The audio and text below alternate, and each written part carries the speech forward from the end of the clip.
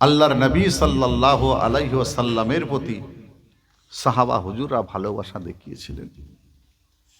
হযরতে আবু হুরায়রা রাদিয়াল্লাহু তাআলা আনহু ইসলাম কবুল করলেন। তার মা তখন বিধর্মী ছিলেন। তার মাকে, হযরতে আবু হুরায়রা রাদিয়াল্লাহু তাআলা আনহুর মাকে খবর দিল, ও আবু হুরায়রার মা, তোমার ছেলে আবু হুরায়রা ইসলাম কবুল করেছেন। আবু হুরায়রার মা বিশ্বাস করতে চায় না, বলে না না, এবার হয় নাকি, আমার ছেলে ইসলাম কবুল করবে কেন? কার কথা বলছি? যিনি সব থেকে বেশি হাদিস বর্ণনা করেছেন। আবু হুরায়রা বাড়িতে যেতে বলছেন, বাবা তুমি ইসলাম কবুল করেছো? বাবা, লোকে আমাকে বলছে তুমি নাকি ইসলাম কবুল করেছো। আমি বাবা বিশ্বাস করিনি, তুমি কি ইসলাম কবুল করেছো? আবু হুরায়রা রাদিয়াল্লাহু তাআলা আনহু, যে মানুষটার হাতটা রাসূলুল্লাহর হাতে পড়েছে, তাদের অন্তরটা পরিবর্তন করে দিয়েছেন কে? বলেন, সবাই বলবেন না? আল্লাহর নামে এবার সবাই নেন। আবু হুরায়রা হাত রাসূলুল্লাহর হাতে হাত দিয়েছে, রাসূলুল্লাহর হাতে হাত পড়ার পরিবর্তে আবু হুরায়রার অন্তরটাকে পরিবর্তন করেছেন কে? আবু হুরায়রা রাসূলের হাতে হাত দিয়েছে, মিথ্যে কথা বলবে? আবু হুরায়রা বলেন, আম্মা জান আপনি ঠিক শুনেছেন। আমার ভাইরা, বাবাজিরা, কানটা খাড়া করে শুনে রেখে দেন, জেনে রেখে দেন। ওই সময় আবু হুরায়রা থাকতে পারলেন না। এমন সময় তার আম্মা জানকে বলেছিলেন, আম্মা জান আপনি সঠিক কথা শুনেছেন, আমি নবী মুহাম্মদুর রাসূলুল্লাহ সাল্লাল্লাহু আলাইহি ওয়াসাল্লামের হাতে হাত দিয়ে আমি ঈমানটা এনেছি। আপনি ঠিক শুনেন, ভুল কিছু শোনেননি। আবু হুরায়রার মা বলছে, বাবা তুমি আমার সঙ্গে আর কি করছো? আমার বিশ্বাস হয় না তুমি মুসলমান হয়েছো, আমার বিশ্বাস হয় না তুমি ঈমান এনেছো, এটা আমার বিশ্বাস হয় না। তুমি আমার সঙ্গে আর কি করছো, তাই না? ঠাট্টা একটু করছো মায়ের সাথে? না মা, ঠাট্টা করবো কেন, আমি সত্যিই ঈমান এনেছি। ও আবু হুরায়রা, মা তখন সিরিয়াস হয়ে গেলেন। ও আবু হুরায়রা, সত্যি ঈমান এনেছো? সত্যি মুসলমান হয়েছো? সত্যি মুহাম্মদের হাতে হাত দিয়েছো? হ্যাঁ আম্মা জান, খুব ভালো মানুষ। আবু হুরায়রা তখন বলছেন, আম্মা ওই মুহাম্মদ সাল্লাল্লাহু আলাইহি ওয়াসাল্লাম খুব ভালো মানুষ আম্মা। আবু হুরায়রা মা তখন সিরিয়াস হয়ে গিয়ে বললেন, এই আবু হুরায়রা, আমি তোমার মা তোমাকে বলছি ইসলাম ত্যাগ করো, ইসলাম ছেড়ে দাও। আমার ভাইরা, বাবাজিরা, কানটা খাড়া করে শুনে রেখে দেন, জেনে রেখে দেন। ওই সময় আবু হুরায়রা আম্মা জান থাকতে পারলেন না।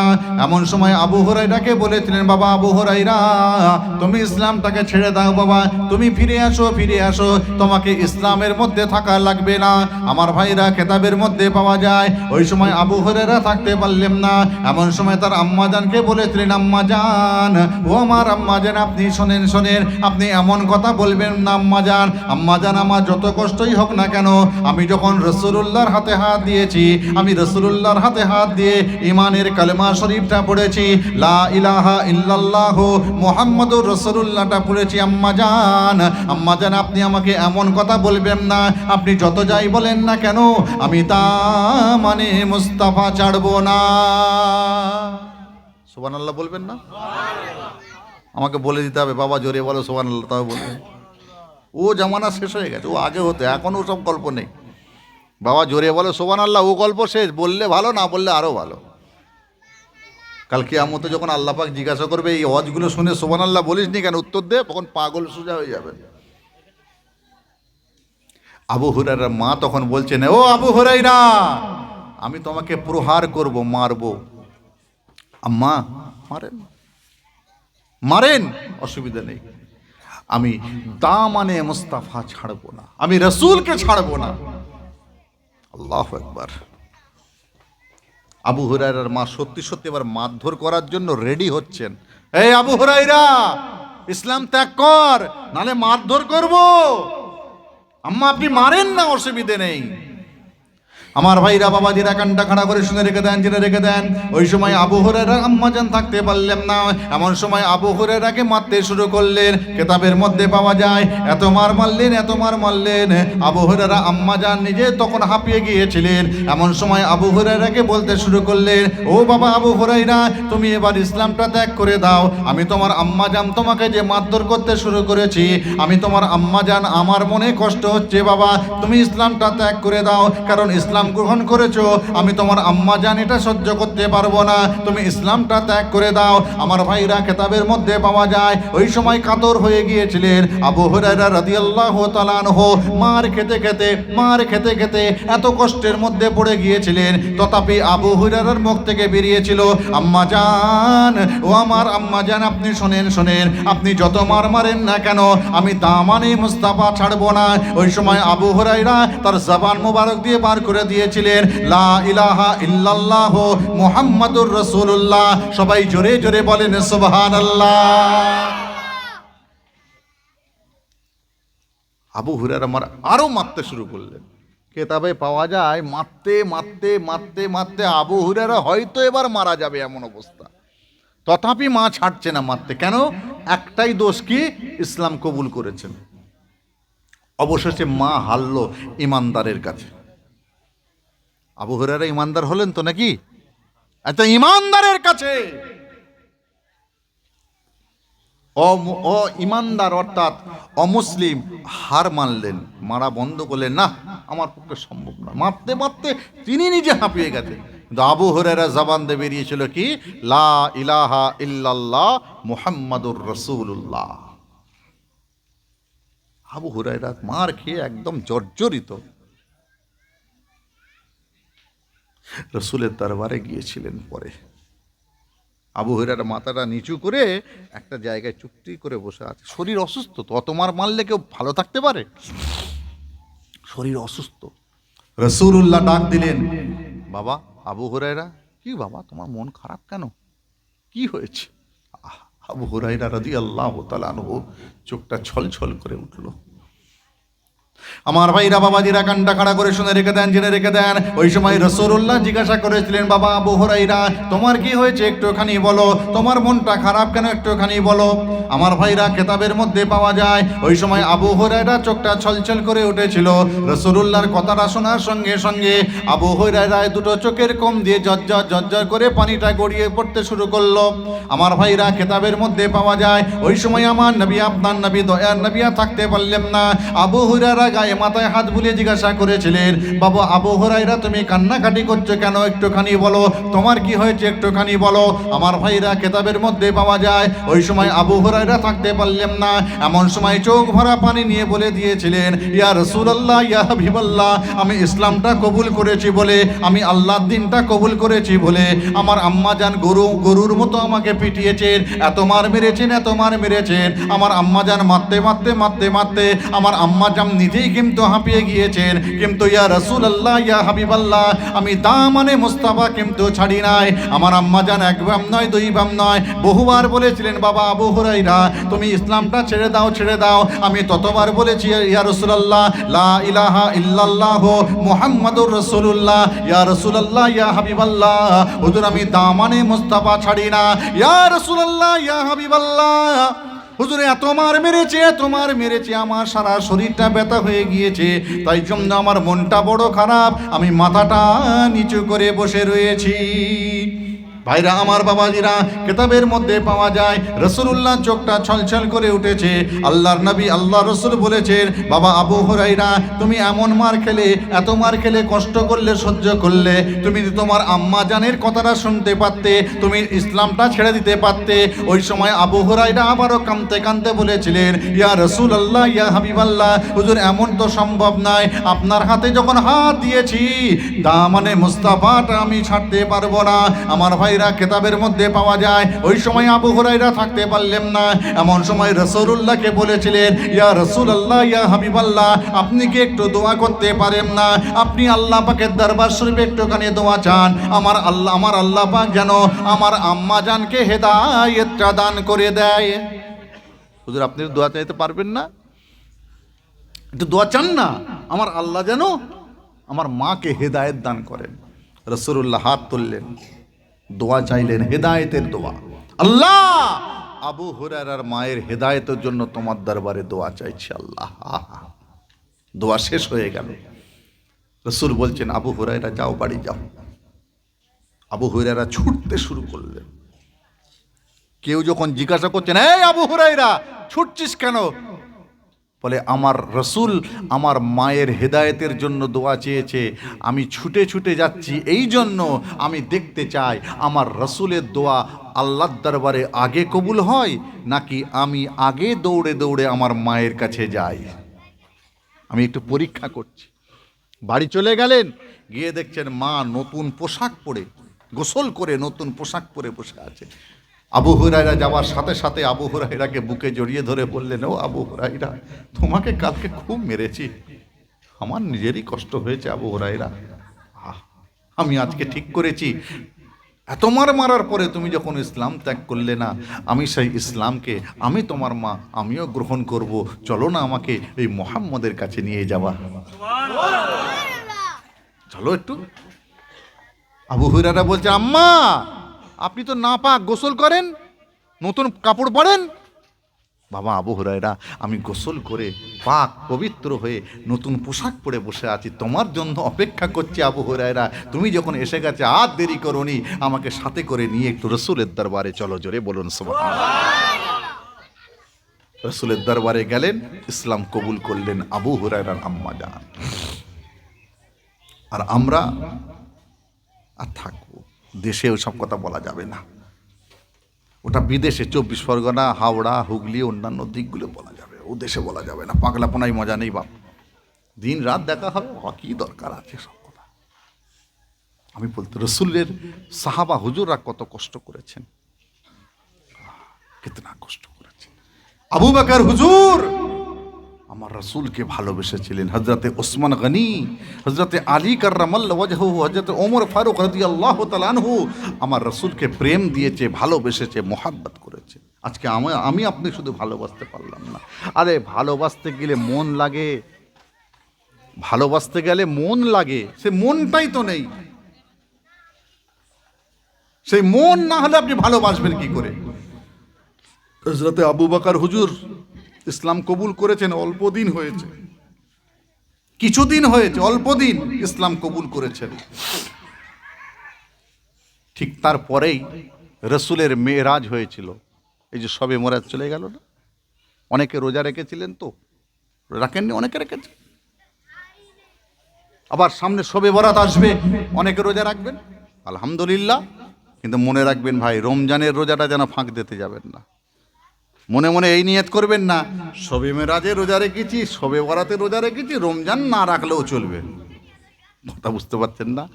শবে মেরাজে রোজা না রাখলে আল্লাহ জিজ্ঞাসা করবেন, এই তুই শবে মেরাজে রোজা রাখিসনি কেন? শবে বরাতে রোজা না রাখলে আল্লাহ জিজ্ঞাসা করবেন, এই তুই শবে বরাতে রোজা রাখিসনি কেন?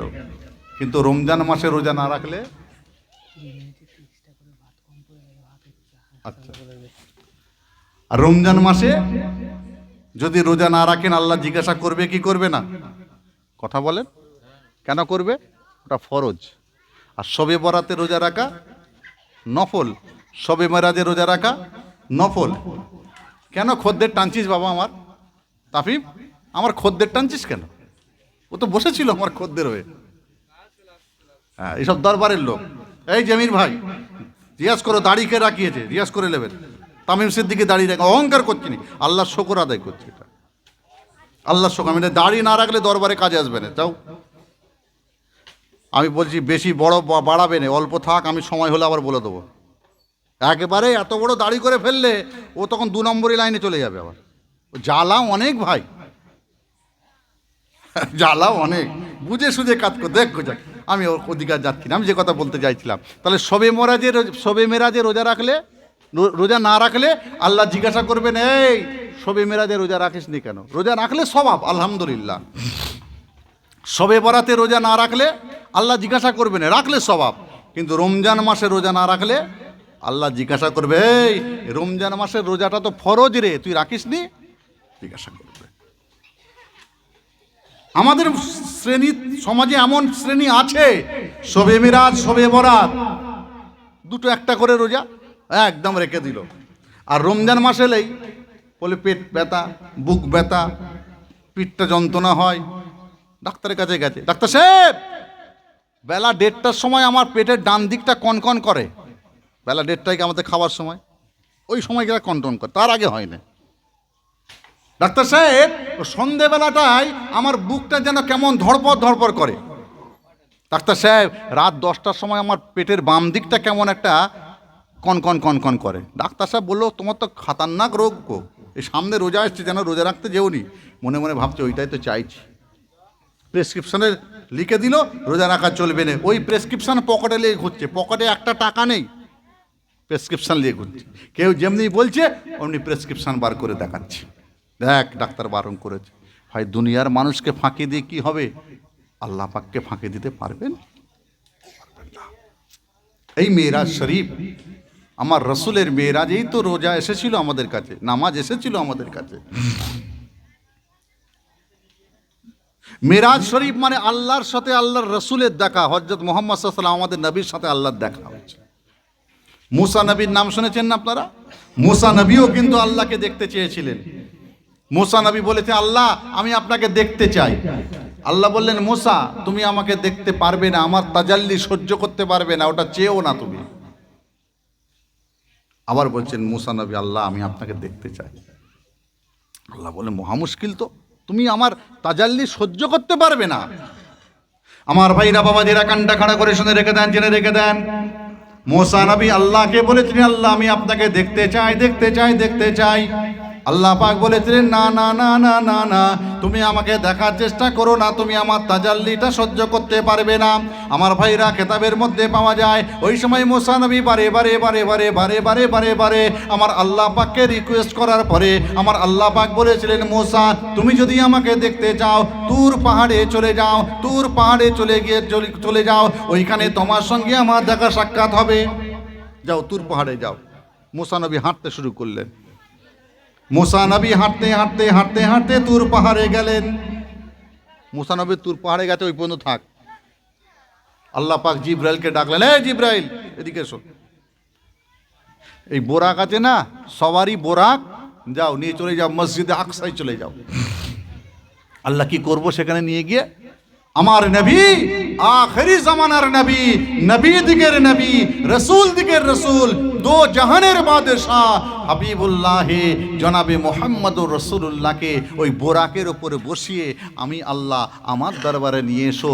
মুসা নবী আমি আল্লাহ আমাকে দেখতে চেয়েছিল, আমি আল্লাহ রাজি ছিলাম না, আজকে আমি আল্লাহ আমার ইচ্ছা হয়েছে আমার হাবিব মুহাম্মদকে দেখব, তাই তুমি তুর পাহাড়ে, তাই তুমি বাইতুল মুকাদ্দাস যেখানে আছে, মসজিদে আকসা যেখানে আছে সেখানে চলে যাও, আমার রসুলকে বোরাকের উপরে চাপিয়ে আমি আল্লাহ আমার দরবারে নিয়ে আসো। একবার জোরে বলেন সুবহানাল্লাহ, জোরে বলবেন না সুবহানাল্লাহ? আরে মুসা নবী আল্লাহকে দেখতে চাইলেন, আল্লাহ রাজি নয়। আর এখানে আমাদের নবীর ক্ষেত্রে আল্লাহ পাক বোরাক নামক সওয়ারি পাঠালেন আমার রসুলকে তুলে নিয়ে যাওয়ার জন্য। জোরে বলুন সুবহানাল্লাহ। মেরাজ হলো, চলে আসলেন দুনিয়াতে। আসার সময় আল্লাহ পাক বললেন মুহাম্মদ সাল্লাল্লাহু আলাইহি ওয়াসাল্লাম তোমার উম্মত উম্মতিদের জন্য আমি 50 ওয়াক্ত নামাজ আর 6 মাস রোজা ফরজ করলাম। জি আল্লাহ, ঠিক আছে। চলে আসছেন মুসা নবীর সঙ্গে রসুলের দেখা। মুসা নবী বলছেন হুজুর আপনার উম্মত উম্মতিদের জন্য কি তোহফা নিয়ে যাচ্ছেন? ও মুসা আল্লাহ পাক রব্বুল আলামিন আমার উম্মত উম্মতিদের জন্য 50 ওয়াক্ত নামাজ আর 6 মাস রোজা ফরজ করেছেন। মুসা নবী বললেন হুজুর আপনি আবার যান আল্লাহর কাছে। কেন? আপনার উম্মত উম্মতিরা পারবে না, তারা কুড়ে হবে, তারা এত পারবে না, আপনি কমিয়ে নেন। বাদ 2-4 যাওয়ার অনেক বড় ঘটনা, আমি ছোট করে দিচ্ছি। বাদ 2-4 যাওয়ার পরে আল্লাহ পাক রাস্তা যাও 5 ওয়াক্ত নামাজ আর 1 মাস রোজা আমি আল্লাহ ফরজ করলাম। ওই নিয়ে চলে আসলেন দুনিয়াতে। আল্লাহর সঙ্গে দেখা সাক্ষাৎ ছেড়ে চলে আসার পরে কাবা বাইতুল্লাহ শরীফের আশপাশে আমার রাসূলুল্লাহ ঘোরাফেরা করছেন, পাইচারি করছেন। এমন সময় আবু জেহেল, নাম শুনেছেন তো আপনারা? এই আবু জেহেলের সাথে আমার রাসূলের দেখা হলো। আবু জেহেল বলছে, ও মুহাম্মদ, সকালে পড়েন সাল্লাল্লাহু আলাইহি ওয়াসাল্লাম। কি ব্যাপার, এত সকাল সকাল ঘোরাঘুরি করছো, নতুন কোনো খবরাখবর আছে নাকি? আবু জেহেল, আপনি ঠিকই বলেছেন, নতুন খবর আছে। কি খবর? আমার ভাইরা বাবাজিরা কান্ডা খাড়া করে শুনে রেখে দেন, জেনে রেখে দেন। ওই সময় আমার নবী, আপনার নবী, দয়ার নবী আর থাকতে পারলেন না। এমন সময় আবু জেহেলকে বলেছিলেন, আয় আবু জেহেল, আপনি শুনে রেখে দেন, জেনে রেখে দেন, গতকালকে আমার সঙ্গে আমার আল্লাহ তাআলা দেখা হয়েছিল, দিদার হয়েছিল। আল্লাহ পাক আমাকে জান্নাত জাহান্নামটা ঘুরিয়ে ঘুরিয়ে দেখেছেন। আল্লাহ পাক আমার উম্মতদের জন্য 5 ওয়াক্ত নামাজ, 1 মাস রোজাকে ফরজ করে দিয়েছেন। আমার ভাইরা, কেতাবের মধ্যে পাওয়া যায় ওই সময় আবু জেহেল থাকতে পারলো না। এমন সময় আমার নবী, আপনার নবী, দয়ার নবীকে বলেছিলেন, আয় মুহাম্মদ, আপনি শুনে রেখে দেন, জেনে রেখে দেন, আপনি আমাকে একা পেয়ে এমন কথা বলতে শুরু করলেন। আপনি 10 জন মানুষের সামনে, 20 জন মানুষের সামনে এই কথাটা বলতে পারবেন কিনা একটুখানি বলেন। ওই সময় রাসূলুল্লাহ বলেছিলেন, আবু জেহেল, আপনি যান যান যান যান, চলে যান চলে যান, আপনি 10-20 জন মানুষ ডেকে নিয়ে চলে আসেন। আমি মুহাম্মদ কোনোদিন মিথ্যা কথা বলি না, আমি যা কথা বলি সত্য কথা বলি। আপনি 20 জন কেন, 20,000 মানুষ ডেকে আনলেও আমি এই কথা থেকে একটু নড়চড় করব না। ওই সময় আবু জেহেল থাকতে পারলো না। এমন সময় 10-20 জন মানুষকে ডেকে নিয়ে এসে আমার নবী, আপনার নবী, দয়ার নবীকে জিজ্ঞাসা করেছিলেন, এই মুহাম্মদ, তুমি বলো বলো, তোমার কাছে নতুন কোনো খবর আছে কিনা একটুখানি বলে দাও। আমার ভাইরা, কেতাবের মধ্যে পাওয়া যায় ওই সময় আমার নবী, আপনার নবী, দয়ার নবী ওই সময় দীপ্ত কণ্ঠে বলেছিলেন, ও আমার ভাইরা, ও আমার ভাইরা, শুনে রেখে দেন, জেনে রেখে দেন, গতকালকে আমার সাথে আমার আল্লাহ তাআলা দেখা হয়েছে, সাক্ষাৎ হয়েছে। আল্লাহ পাক আমাকে জান্নাত জাহান্নামটা ঘুরিয়ে ঘুরিয়ে দেখিয়েছেন। আল্লাহ পাক আমার উম্মতদের জন্য 5 ওয়াক্ত নামাজ, 1 মাস রোজাকে ফরজ করে দিয়েছেন। আমার ভাইরা, কেতাবের মধ্যে পাওয়া যায় ওই সময় যে সমস্ত মানুষগুলো ছিল তাদের মধ্যে কয়েকজন মানুষ দৌড়ে দৌড়ে দৌড়ে দৌড়ে দৌড়ে দৌড়ে হযরতে আবু বকর হুজুরের বাড়ি চলে গেলেন। আবু বকর হুজুরের বাড়ির সামনে গিয়ে ডাকতে শুরু করলেন, ও আবু বকর, ও আবু বকর ভাই, তুমি তাড়াতাড়ি বাইরে চলে এসো। আবু বকর হুজুর আর থাকতে পারলেন না, না জানি কোথায় কি হয়েছে, একবার বাইরে কে ডাকতে দেখে আসি। এমন সময় বাইরে যখন চলে আসলেন ওই সমস্ত মানুষগুলো বলতে শুরু করলেন, ও আবু বকর ভাই, আপনি কার হাতে হাত দিয়েছেন? যে মানুষটা মিথ্যা কথা বলে, যে মানুষটা বাজে কথা বলে, যে মানুষটা বানোয়াটি কথা বলে, আপনি একবার চলেন চলেন, আপনি যার হাতে হাত দিয়েছেন ওই মুহাম্মদ কত মিথ্যা কথা বলছে, একবার দেখবেন, চলেন। সবাই জোরে জোরে বলুন নাউজুবিল্লাহ। আমার ভাইরা, কেতাবের মধ্যে পাওয়া যায় ওই সময় আবু বকর হুজুর আর থাকতে পারলেন না। এমন সময় তাড়াতাড়ি করে আমার নবী, আপনার নবী, দয়া নবী পাকের কাছে চলে আসলেন। আসসালামু আলাইকা ইয়া রাসূলুল্লাহ, ইয়া হাবিবাল্লাহ। হুজুর, বিয়াদবি মাফ করেন, ইয়া রাসূলুল্লাহ, ইয়া হাবিবাল্লাহ। হুজুর, নতুন কোনো খবর আছে কিনা একটুখানি আপনি আমাকে বলেন। ওই সময় আমার নবী, আপনার নবী, দয়ার নবী বলেছিলেন, বাবা আবু বকর, ও বাবা আবু বকর, শোনো বাবা শোনো, গতকালকে আমার সঙ্গে আমার আল্লাহ তাআলা দেখা হয়েছে। আল্লাহ পাক আমাকে জান্নাত জাহান্নামটা ঘুরিয়ে ঘুরিয়ে দেখিয়েছেন। আল্লাহ পাক আমার উম্মতদের জন্য 5 ওয়াক্ত নামাজ, 1 মাস রোজাকে ফরজ করে দিয়েছেন। আমার ভাইরা, কেতাবের মধ্যে পাওয়া যায়, ও আমার ভাইরা বাবাজিরা, নবী পাকের হাতে যাদের হাতটা পড়েছে তাদের অন্তরটা পরিবর্তন করেছেন আমার আল্লাহ। ওই সময় আবু বকর হুজুর আর থাকতে পারলেন না। আমার নবী পাকের জবান মোবারকের কথাটা শেষ হয়ে যাওয়ার সঙ্গে সঙ্গে আবু বকর হুজুর তখন চিৎকার দিয়ে বলতে শুরু করেছিলেন, আমার নবী যা বলেছেন সঠিক বলেছেন, আমার নবী কোনোদিন মিথ্যা কথা বলেন না। একবার কি জোরে বলবেন না সুবহানাল্লাহ? আরেকবার জোরে বলেন না সুবহানাল্লাহ? আবু বকর হুজুর অল্প কিছুদিন ঈমান এনেছেন, কিন্তু হৃদয়ে রাসূলের প্রতি ভালোবাসার কোনো কমতি ছিল না। সঙ্গে সঙ্গে বলেছিলেন, আমার নবী যা বলেছে সঠিক বলেছে, সত্য বলেছে, আমার নবী কোনোদিন মিথ্যা কথা বলেন না। আরেকবার জোরে বলেন সুবহানাল্লাহ। ঈমান দেখেছেন? আর আমি আপনি শুধু আল্লাহর কসম খাচ্ছি, কথা বুঝতে পারছেন? শুধু আল্লাহর কসম খাচ্ছি। কিছু হলে মিথ্যাটাকে সত্য করতে গেলে আল্লাহর কসম বলছি, আমি এটা করিনি, এটা করেছি ইত্যাদি। মনে রাখবেন, মিথ্যে করে আল্লাহর কসম খেলে চলবে না, গুনাহ হবে। ও অনেক ব্যাপার স্যাপার আছে, আমি এর ওদিকে যাচ্ছি না বাবা। তাহলে আবু বকর হুজুর কতটা ভালোবাসতেন দেখেছেন? আবু বকর হুজুর সম্পর্কে রাসূল বলেনি, তামাম বিশ্বের মানুষের সারা জীবনের ইবাদত আল্লাহর মিজানের দাঁড়িপাল্লার একদিকে যদি রাখা হয়, আর আমার আবু বকরের এক রাতের ইবাদত আল্লাহর মিজানের দাঁড়িপাল্লার অপর দিকে রাখলে তামাম বিশ্বের মানুষের সারা জিন্দিগির ইবাদতের পাল্লা হালকা হয়ে গিয়ে আমার আবু বকরের এক রাতের ইবাদতের পাল্লা ভারী হয়ে যাবে। জোরে বলবেন না? আর একটু জোরে বলবেন না? কত বড় সার্টিফিকেট, কত বড় সার্টিফিকেট বলেন তো। সেই আবু বকর হুজুর রাদিয়াল্লাহু তাআলা আনহু আমার নবীকে ভালোবেসেছিলেন, আমার নবীকে প্রেম দিয়েছিলেন, আমার নবীকে মুহাব্বত করেছিলেন। হযরতে ওমর ফারুক রাদিয়াল্লাহু তাআলা আনহু আমার নবীকে ভালোবেসেছিলেন। হযরতে আলী, হযরতে ওসমান গনি, সমস্ত সাহাবা আমার নবীকে ভালোবাসলেন, প্রেম দিলেন। আম্মাজান মা ফাতেমাতুজ জোহরা আমার রাসূলকে ভালোবেসেছিলেন। আম্মাজান মা আয়েশা সিদ্দিকা রাদিয়াল্লাহু তাআলা আনহা আমার নবীকে ভালোবেসেছিলেন। আম্মাজান মা খাদিজাতুল কুবরা রাদিয়াল্লাহু তাআলা আনহা আমার নবীকে ভালোবেসেছিলেন। আম্মাজান মা খাদিজা নাম শুনেছেন তো নাকি? যিনি সর্বপ্রথম ইসলাম কবুল করেছিলেন। যে আজকে আমরা অনেকে আছি আমার মা বোনেদেরকে ইজ্জত দিই না, নিজের বউকে ইজ্জত দিই না, নিজের মা যদি একটু বুড়ো পাড়া বুড়ি পাড়া হয়ে যায় তাকে মানি না, বোনেদের বিয়ে হলে শ্বশুর বাড়ি চলে গেলে তাকে মানি না। আরে ভাই, মেয়ে ছেলে তো, তাদের জাতটা তো মেয়ে ছেলে, মা বোন বউ এরা মেয়ের জাত, এরা মেয়ের জাত। আর সেই মেয়ের জাতের মধ্যেই হযরতে আম্মাজান মা খাদিজাতুল কুবরা রাদিয়াল্লাহু তাআলা আনহা, যিনি সর্বপ্রথম আমার নবী পাকের হাতে হাত দিয়ে কালেমায়ে লা ইলাহা ইল্লাল্লাহ মুহাম্মাদুর রাসূলুল্লাহ পড়ে ঈমানদার হয়েছিলেন। আপনি মেয়ে জাতকে অপমান করবেন? আম্মাজান মা খাদিজাতুল কুবরার দিকে তাকান। যে আপনি মেয়ে জাতকে অপমান করবেন? আম্মাজান মা হাজেরা রাদিয়াল্লাহু তাআলা আনহার দিকে তাকান। হজ পাকে যাচ্ছেন, জমজমের পানি আনছেন, গ্রামের মানুষ, পরিবারের মানুষ জমজমের পানি খাচ্ছে, ওই জমজমের পানি আম্মাজান মা হাজেরা রাদিয়াল্লাহু তাআলা আনহার মেহনতের ফসল। একবার জোরে বলেন সুবহানাল্লাহ। মেয়েদেরকে অপমান করবেন না ভাই, মেয়ে জাত আমাদের মায়ের জাত, মেয়ে জাতকে অপমান করবেন না। মা বয়স হয়ে গেলে আপনার মায়ের সেবা যত্ন করবেন। আপনার স্ত্রী বিয়ে করে এনেছেন,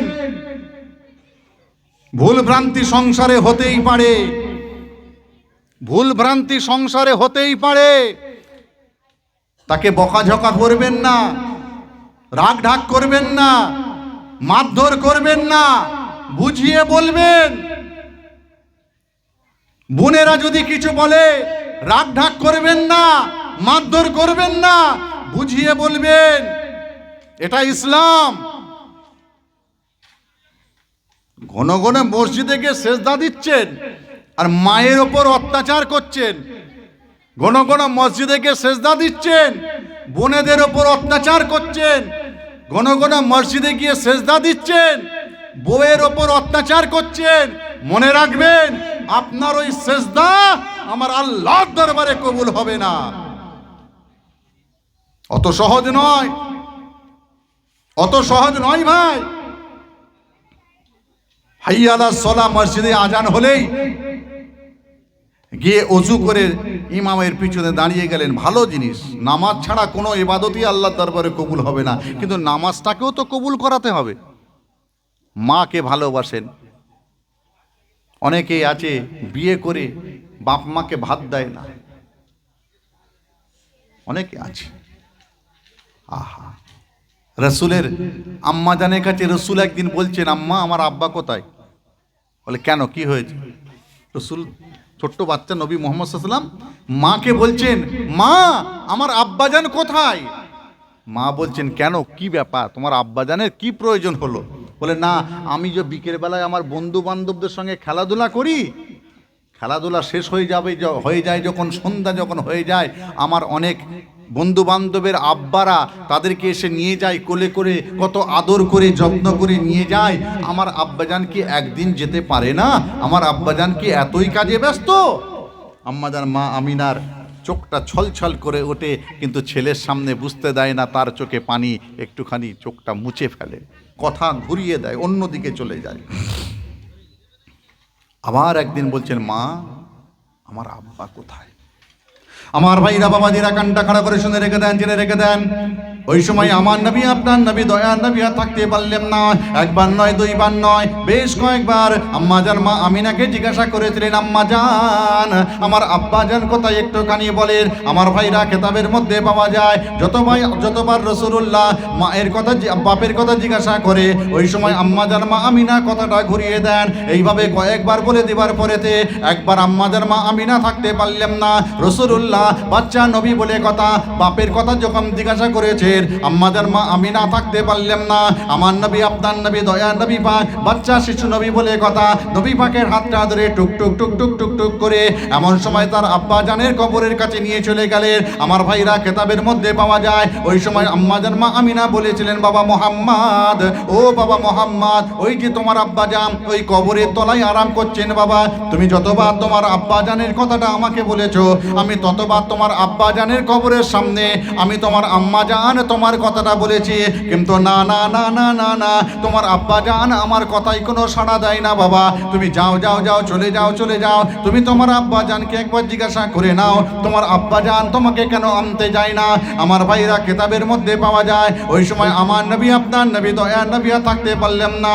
এমন সময় আম্মা জানকে বলেছিলেন, আম্মা জান, ও আমার আম্মা জান, আপনি শোনেন শোনেন, আমি তো জানতাম না আমার আব্বা জান কবরের মানুষ হয়ে গিয়েছে, আমার আব্বা জান দুনিয়া থেকে বিদায় নিয়ে চলে গিয়েছে, আমি জানতাম না।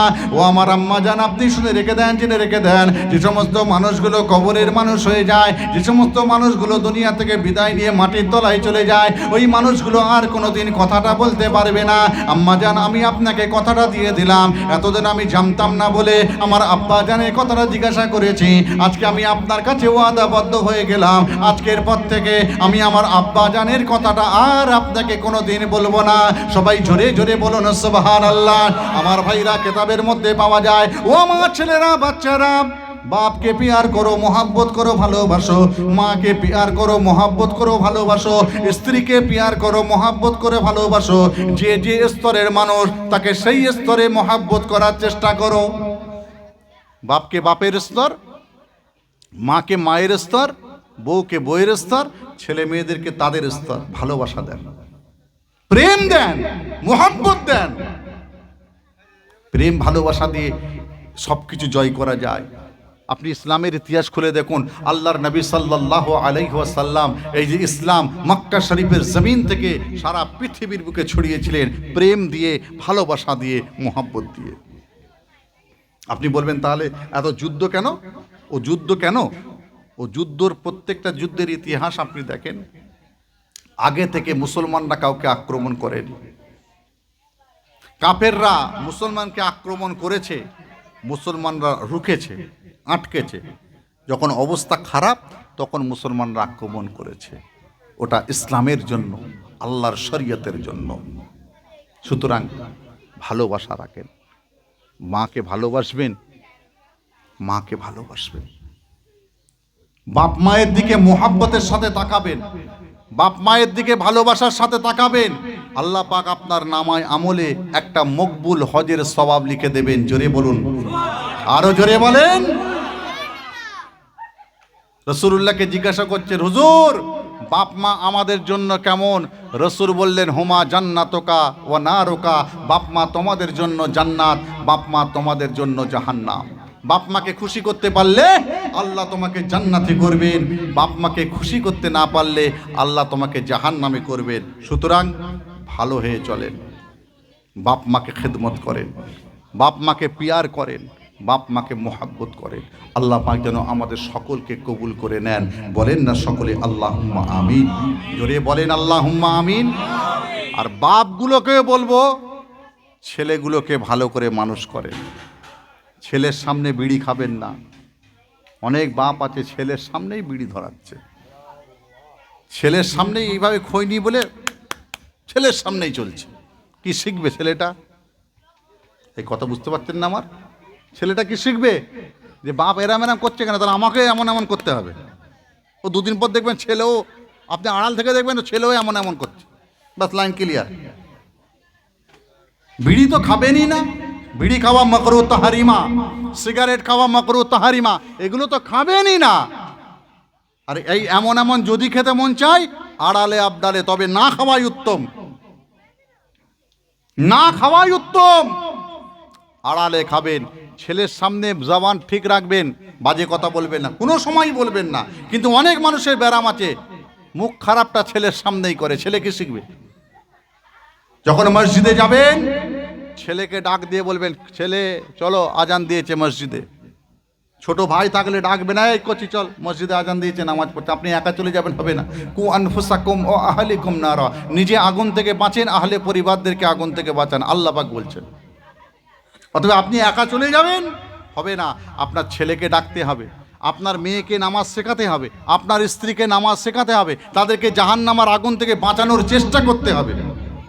এটাই ইসলাম।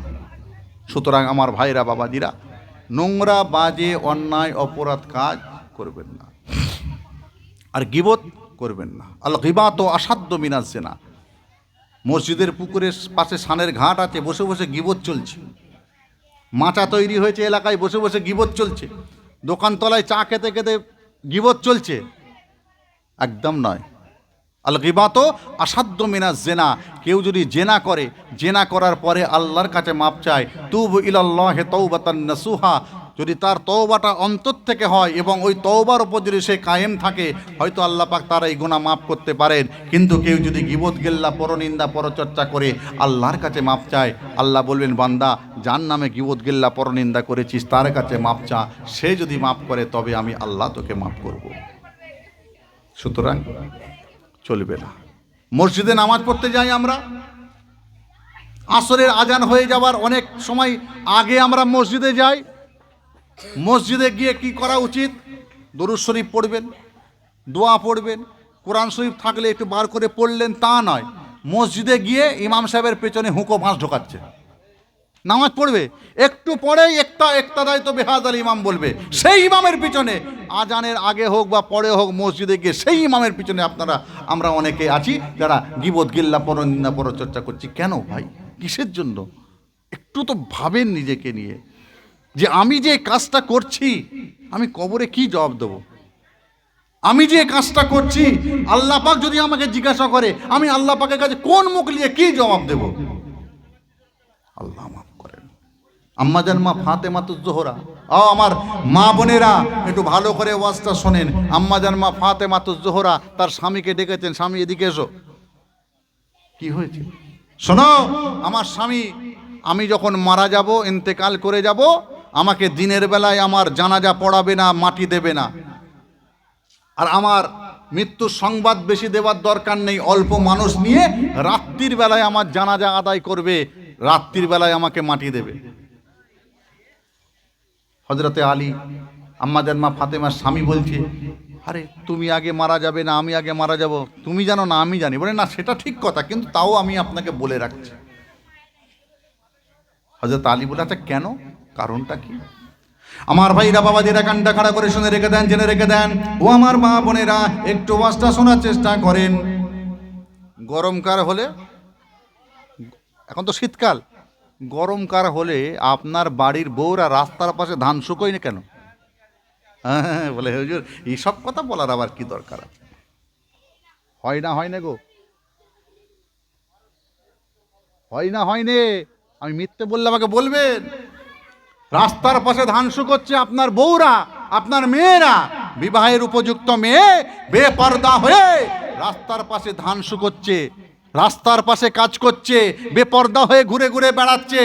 এ কোন ইসলাম এটা? আপনি মসজিদে নামাজ পড়তে যাচ্ছেন আর আপনার বউ রাস্তার পাশে ধান শুকোচ্ছে, আপনি জান্নাতে যাবার আশা করে আছেন? দায়িত্ব নিয়ে বলছি, আপনার স্থান হবে আল্লাহর জাহান্নাম, জাহান্নাম, জাহান্নাম। আল্লাহ রসুল বলছেন, দায়ুসুলা ইয়াদখুলুল জান্নাত, দায়ুসরা কোনোদিন জান্নাতে যাবে না। সাহাবা হুজুররা জিজ্ঞাসা করলেন, হুজুর দায়ুস কারা, কাদেরকে আপনি দায়ুস বলছেন? আল্লাহর নবী বললেন, যে সমস্ত মেয়ে ছেলেরা বেপর্দা হয়ে ঘুরে ঘুরে বেড়াবে, পর পুরুষের মুখ দেখবে, পর পুরুষের সাথে পা নাচাতে নাচাতে ঝগড়া করবে, তারা হলো দায়ুস। আর দায়ুস লা ইয়াদখুলুল জান্নাত, দায়ুসরা কোনোদিন জান্নাতে যাবে না। আপনার স্ত্রী রাস্তার পাশে ধান শুকোবে কেন? আপনার স্ত্রী মাঠে গরু বেঁধে দিয়েছে, আপনার স্ত্রী কেন মাঠে গরু বাঁধবে? আপনার স্ত্রী কেন মাঠ থেকে বেপর্দা হয়ে গরু তুলতে যাবে? ও মুসলমান, কাল কিয়ামতের মহাময়দানে আমার আল্লাহ পাক রব্বুল আলামিনের দরবার শরীফে এই উত্তর কিন্তু আপনাকে দেওয়া লাগবে। সাবধান হয়ে যান, সাবধান করে দিলাম। যারা এতদিন করেছেন মা বোনেরা, যদি এরকম কাজ করে থাকেন, নিজেকে সামলে নেন, নিজেকে শুধরে নেন, নিজেকে পরিবর্তন করেন। দেখেন আম্মাজান মা ফাতেমাতুজ জোহরা তার স্বামীকে কি বলেছিলেন। তার স্বামী বলছেন, ও ফাতেমা, তুমি এমন কথা কেন বলছো? আমার ভাইরা বাবাজিরা কান্ডা খাড়া করে শুনে রেখে দেন, জেনে রেখে দেন। ওই সময় আম্মাজান মা ফাতেমাতুজ জোহরা বলেছিলেন, ও আমার স্বামী, আপনি শুনে রেখে দেন, জেনে রেখে দেন, আমি ইন্তেকালের পরে, আমার ওফাতের পরে, আমি যখন দুনিয়া থেকে বিদায়টা নিয়ে চলে যাব, না না না না না না, আপনি দিনের বেলায় আমার মাটি মঞ্জুর করবেন না, আমার জানাজা নামাজ পড়ার জন্য বেশি মানুষ ডাকবেন না। আমার ভাইরা কেতাবের মধ্যে পাওয়া যায়, ওই সময় হযরতে আলী জিজ্ঞাসা করেছিলেন, ও ফাতেমা, তুমি এমন কথা কেন বলছো, একটুখানি বলে দাও। ওই সময় আম্মাজান মা ফাতেমাতুজ জোহরা বলেছিলেন, ও আমার স্বামী, আপনি শুনে রেখে দেন, জেনে রেখে দেন, আপনি যদি অনেক মানুষ ডেকে দিনের বেলায় আমার জানাজার নামাজটা পড়িয়ে নিয়ে আমার মাটি মঞ্জুরটা যখন আপনি করে দেবেন, আপনি যখন আমার জানাজার নামাজটা আদায় করার পরেতে আমার লাশটা যখন ধরে ধরে ধরে ধরে নিয়ে চলে যাবে, আমার খাটিয়াতে যখন আমার লাশটা থাকবে, ওই খাটিয়ার ফাঁক থেকে যদি দুনিয়ার কোনো বেগানা পুরুষ আমার কাপনের কাপড়টা দেখতে পেয়ে যায়, কাল কিয়ামতের মহাময়দানে আমার আল্লাহ রব্বুল আলামিন, আমি ফাতেমাতুজ জোহরা, আমাকে যখন জিজ্ঞাসা করবে, ও ফাতেমা, তুমি বলো বলো, তুমি এমন বেহায়া কেমন করে হয়ে গেলে, তোমার কাপনের কাপড়টা বেগানা পুরুষ কেমন করে দেখে নিল? ও আমার স্বামী, আপনি শুনে রেখে দেন, জেনে রেখে দেন, ওই দিনে আমি আমার আল্লাহ পাককে উত্তরটা দিতে পারবো না, আমি লাজবাব হয়ে যাব, আমি বেহায়া হয়ে যাব, আমি আল্লাহর কাছে শর্মিন্দা হয়ে যাব। এরই জন্য আপনি আমাকে দিনের বেলায় মাটি মঞ্জুর করবেন না, আপনি আমাকে রাত্রির বেলায় অল্প মানুষ দেখে জানাজা নামাজটা পড়িয়ে নিয়ে আপনি আমার মাটি মঞ্জুরটা করে দেবেন। একবার কি জোরে বলবেন না সুবহানাল্লাহ? আরেকটু জোরে বলেন না সুবহানাল্লাহ?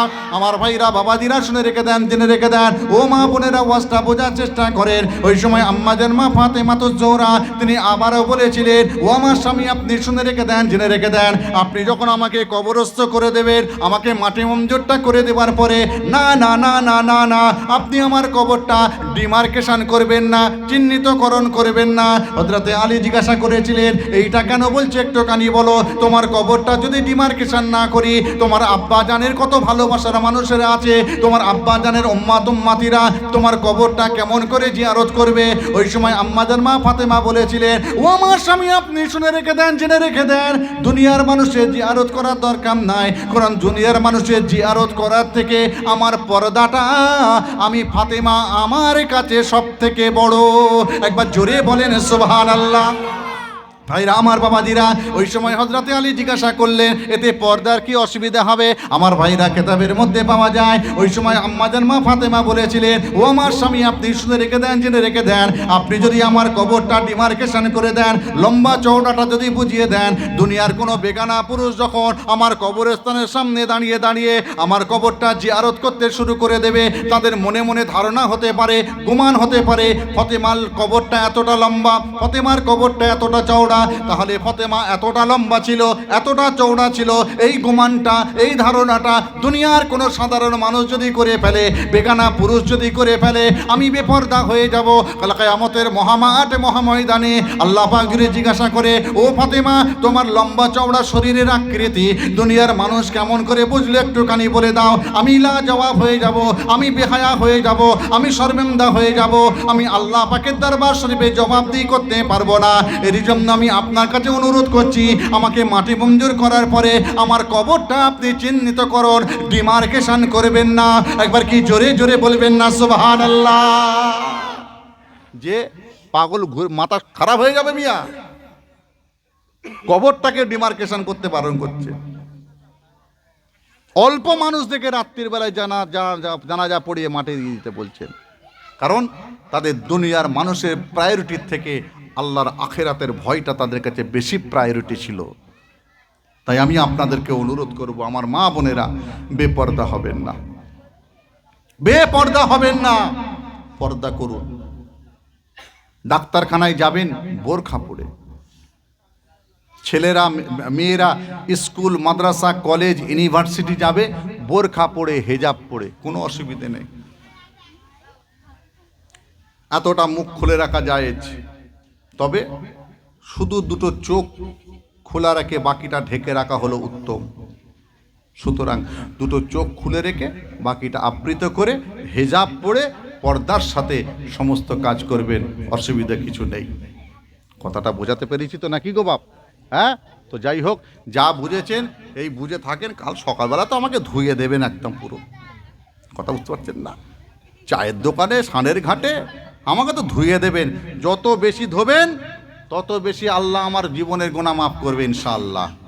আর যদি মনে হয় আমার ওয়াজ নসিহতের মধ্যে কোনো কথা আপনাদের একটু প্রশ্ন আছে বা জানার আছে বা বুঝতে পারেননি, দরবারে আসবেন, বসবেন, কথা বলবেন, ইনশাআল্লাহ বুঝিয়ে দেব।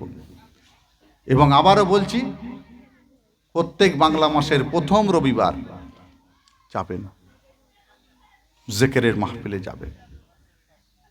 আপনারা তো এমন তো নয় যে আহলে জাকের হয়ে গেছেন, বুঝতে পারছেন না? আমাদের পাড়ার কিছু মানুষ আছে, বললে নাম বলবো না, বললে কষ্ট পাবে, মোনাজাতের সময় এসে বসে যাবে তাবারক লেবার জন্য। আরে ভাই, তুই ঘন্টাখানেক আগে এসে একটু জেকেটটা কর না, তা করবে না। মোনাজাতের সময় এসে আল্লাহুম্মা আমিন, কত বড় যেন আবেদ মানুষ, একদম উদ্দেশ্য একটাই, তাবারক লেওয়া। কবরে ওটাই পাবে। বলে মান রব্বুকা, বলে জানিনি, বলে দাঁড়া তাবারক খেয়ে গেছি তারপরে তোকে পেটাবো।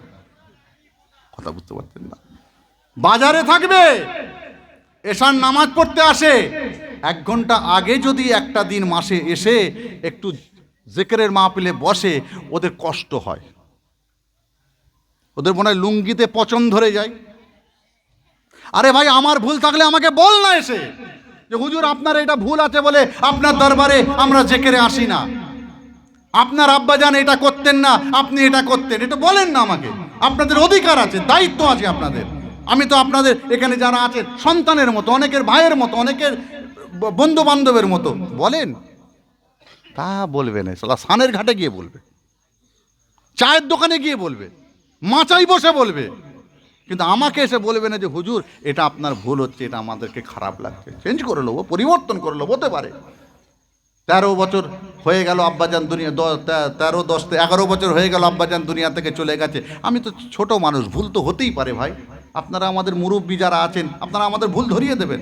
ও ভুলও ধরাবেন না, জিকির করতে গেলে কোমরে ব্যথা, হাঁটুতে ব্যথা দেখাবেন, এই সব কটা মেনে নেওয়া যাবে না বাপ। তাই আমি অনুরোধ করব আপনাদেরকে, সামনের মাস এই ফাল্গুন মাসের প্রথম রবিবার জিকিরের মাহফিলে আমি আপনাদের সকলকে দাওয়াত দিয়ে গেলাম। 12 মাসে 12 বার হয়, 5 বার যাবেন, 3 বার যাবেন, 1 বার 2 বার যাবেন, যে হ্যাঁ এসেছি, তাতেই খুশি। আল্লাহ পাক যেন কবুল করেন, বলুন আল্লাহুম্মা আমিন। যাই হোক, আজকে এই পর্যন্ত। আসেন সকলে দাঁড়িয়ে আমার হাবিবুল্লাহর প্রতি একটু সালামের নজরানা পেশ করব। ইয়া নবী সালামো